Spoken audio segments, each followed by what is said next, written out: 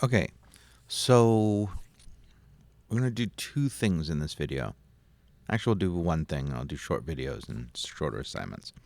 What I'd like to do now is kind of kill this snare drum and kill the hi-hat. So now I only have 4 tracks, which means I'm going to also kill my snare and hi-hat here. Before I do that, check out this cool trick. I'm going to take my snare drum notes and cut them. So Command X, highlight my MIDI data from my kick, and come over to Edit, Paste Special, and Merge. So I'm adding my snares to that track.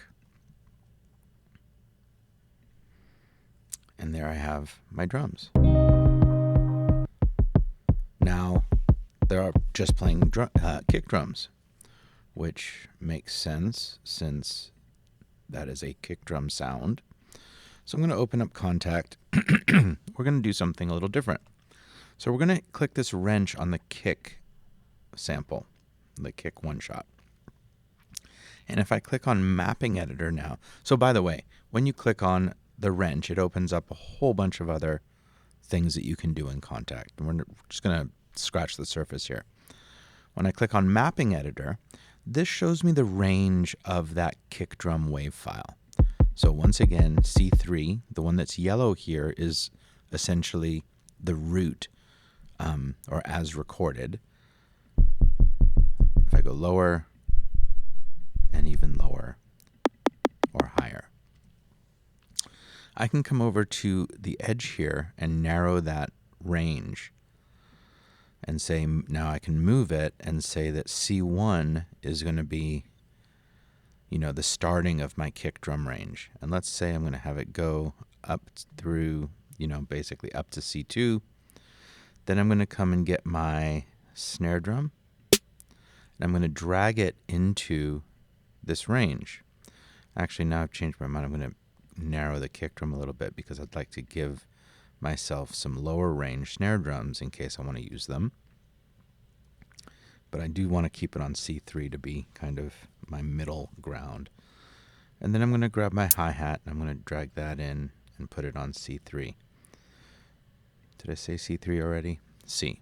So kick drum, C1, snare drum, C2, hi-hat, C3. Now, I still have the range a little bit without getting crazy. All right. And now, let's see. I still need to change this up because that's hi-hat now. So I got to bring this down to C1. That can stay.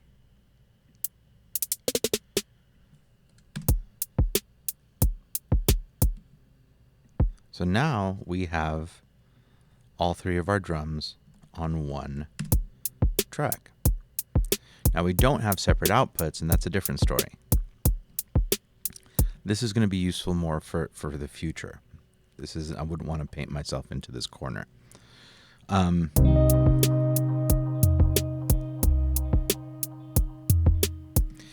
Now, what's cool about this is, besides just being cool,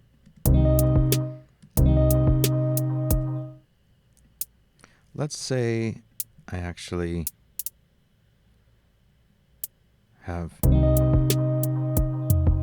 that's my hi-hat. And let's change our grid.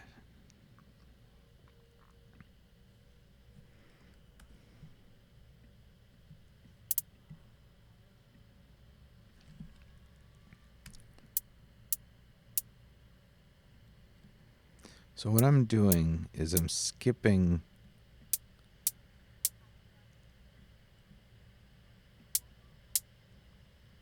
Okay, so that's actually it. That's all I got.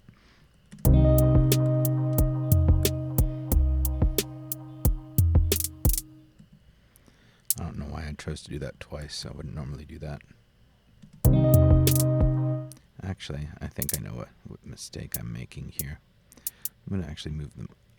So I thought that, well, yeah, I know, it's not that I thought, that by skipping one, the pitch would be more obvious, but then I don't have as many that I can do. So that's kind of interesting.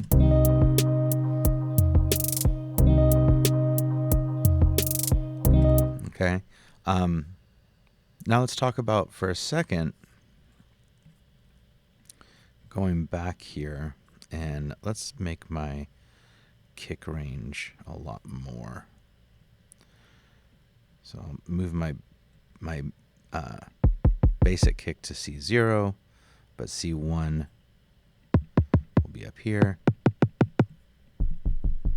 Now, actually, that's it. I'll come back to that idea. All right, so bounce out some kind of like thing with a pitched hi-hat in it. We're going to come back and play with some other pitch stuff.